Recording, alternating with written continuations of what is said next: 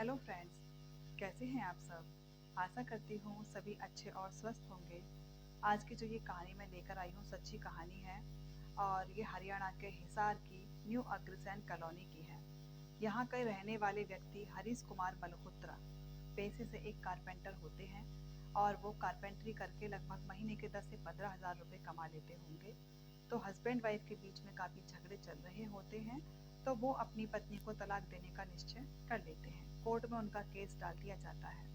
Court में case डालने के बाद जब तलाक की डेट आती है तो उसमें जो उनकी 13 साल की बेटी होती है वो उनके पिता को सौंप दी जाती है और माँ बेटी को छोड़कर पिता के पास चली जाती है।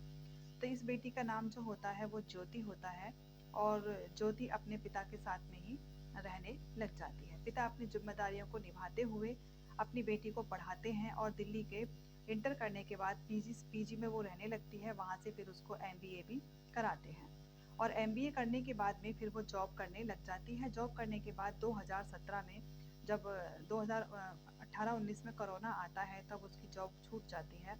जॉब को छूटने के बाद में फिर वो वापस हरियाणा आकर रहने लग जाती है।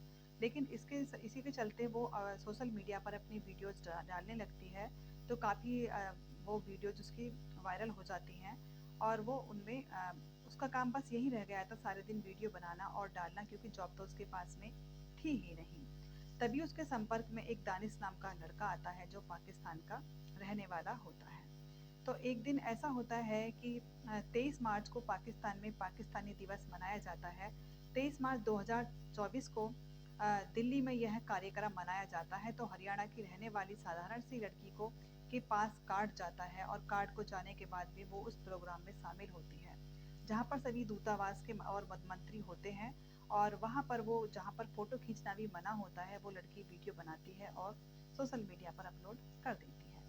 इसके बाद में फिर वो वहाँ से उसका घूमना फिरना चालू रहता है। फिर एक साल बीत जाता है तो पाकिस्तान का दानिश उर्फ रहीम होता है वह आता है और फिर उसको 2025 में उसका वेलकम करता है और दूतावास का एक अधिकारी भी होता है जो उसका वेलकम करके उसे अंदर ले जाता है और साधारण सी दिखने वाली लड़की को सभी अधिकारियों से मिलवाया जाता है। अधिकारियों से मिलने के बाद में फिर वो उसे फिर से वो वीडियो बनाती है और सोशल मीडिया पर अपलोड कर देती है। इसके बाद में वीडियो उसकी बनाने लगती है। तो जो उसका ज्योति मल्होत्रा का चैनल का नाम होता है वो होता है ट्रैवल विद जोग। वहाँ वो यूट्यूब पर इंस्टा पर वो अपनी वीडियो डालने लगती है और फिर उसके बाद में वो मनाली जाती है और मनाली का भी वहाँ पे काफ़ी फ़ोटोज़ वीडियोज़ डालती है। 17 अप्रैल 2024 से 15 मई 2024 तक वो पाकिस्तान में रहती है और फिर 10 जून 2024 को चीन चली जाती है और वह उसके बाद में फिर वो वहाँ से आती है 10 जुलाई 2024 को वापस आती है और 24 घंटे के अंदर अंदर ही वापस वो काठमांडू का टिकट कराती है और काठमांडू चली जाती है। 13 मई दो इससे पहले जो हमारे देश में पहलगांव का हमला होता है, पहलगांव हमले में हमारे देश के 24 से 28 व्यक्तियों को गोली मार दी जाती है। तो भारत और पाकिस्तान के बीच काफ़ी तनाव हो जाता है और इसी बीच में वहाँ तनाव के चलते जब वो काठमांडू चली जाती है तो वहाँ पर जो दानिश रहते हैं 13 मई 2025 को दानिश को भी वहाँ से इंडिया से जाने के लिए कहा जाता है।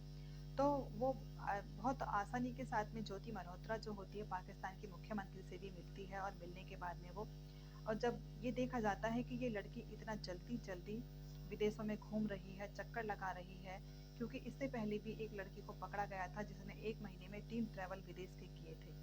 भारत का जो दुश्मन है वो पाकिस्तान भी है और चीन भी, और वो ये दोनों और ये लड़की दोनों देश में ही जाती है और बहुत जल्दी जल्दी वहाँ पर चक्कर भी लगाती है, क्योंकि जाना और वहाँ एक एक महीने रहना कोई आसान बात नहीं होती है। उसके बाद में फिर जो डीएसपी जितेंद्र कुमार जी होते हैं वो एक गठित टीम बनाते हैं और उस टीम के द्वारा जितनी भी खुफिया एजेंसी होती हैं वो सारी जांच पड़ताल करती हैं और उसके चैनल को भी देखती हैं। तो ये पाकिस्तान से ज़्यादा मिली हुई लड़की लगती है। उसके बाद में फिर इस लड़की को पकड़ लिया जाता है, उसे अरेस्ट कर लिया जाता है। उसके जितने भी परिवार वाले हैं, चाचा हैं और जो भी फैमिली मेम्बर्स हैं उसके इस कारनामे से सभी इस टेंशन में आ चुके हैं और सभी के पीछे जांच पड़ताल चल रही है। अगर ज्योति ने सच में ही सारी खुफिया एजेंसीज या इंडिया की सारी जानकारी पाकिस्तान में पहुंचाई होंगी तो ये उसके लिए बहुत भारी पड़ने वाला है। सावधान रहिए, सतर्क रहिए। जो इंसान भारत का गद्दार है वो सारी दुनिया का गद्दार हो सकता है, क्योंकि अगर हम गद्दारी अपने के साथ करें या दूसरे के साथ में करें तो हम कभी भी किसी के सगे नहीं हो सकते। अगर हम अपने देश के ना हुए तो हम दूसरे देश के भी नहीं हो सकते। पाकिस्तान से आई हुई अंजू जो है, अंजू ने भी काफ़ी चीज़ें अब खोली हैं और वो भी चीज़ें धीरे धीरे सामने आ रही है कि पाकिस्तान और हिंदुस्तान कभी एक हो ही नहीं सकते, क्योंकि वो हमेशा आतंकवाद को पनाह देता है और भारत में आतंकवाद के लिए कोई जगह नहीं है। कहानी अच्छी लगी है, चैनल को लाइक सब्सक्राइब एंड शेयर कीजिएगा। और कहानी के माध्यम से ही हम देश दुनिया के बारे में जागरूक करने का ही मेरा उद्देश्य है और कुछ नहीं है। और thank you and have a nice day.